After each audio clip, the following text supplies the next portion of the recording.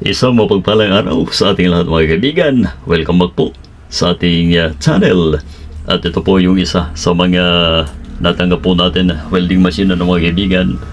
Bali 5 po yun At ang problema nito ay wala pong current output ang ating unit na ito. Paano magkakaroon? Ito po ay negative na bahagi ng ating papunta doon sa output mga kaibigan. Talagang naging abo.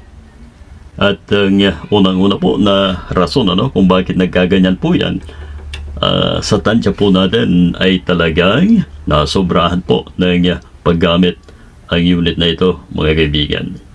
Unang-una ay wala naman po tayong nakuha na ibang sira, kundi yan lamang po.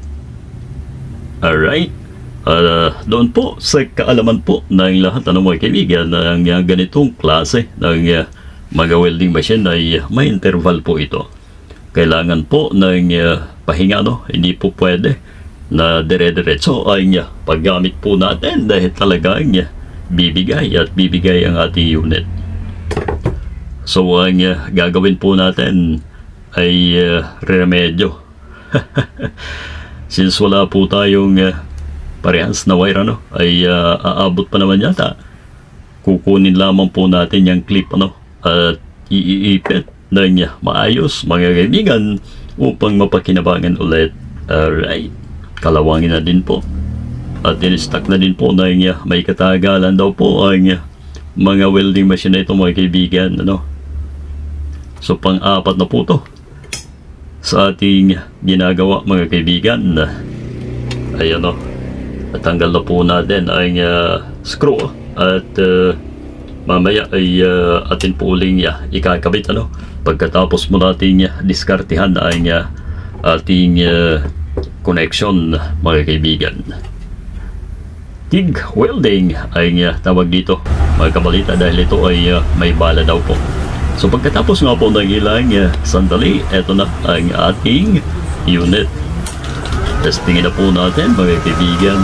Ayun, although may display naman po talaga yan pero wala pong lumalabas na kuryente sa ating output.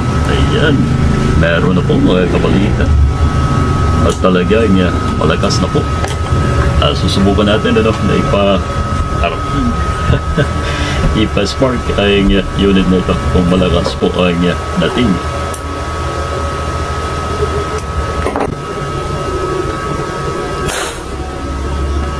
Ayun, nag-start ang paningin natin. So okay na po mga kaibigan, sana po ay may napulot po tayo kahit konting aral dito sa ating ginawang ito mga kaibigan, dahil talagang pagka ma-overuse ang ating gamit na ito ay talagang masisira po yan. Ito yung motor alright, umiikot po at gumagana din po mga kaibigan. So maraming salamat po sa inyong patuloy na pag-subaybay sa ating mga videos mga kaibigan.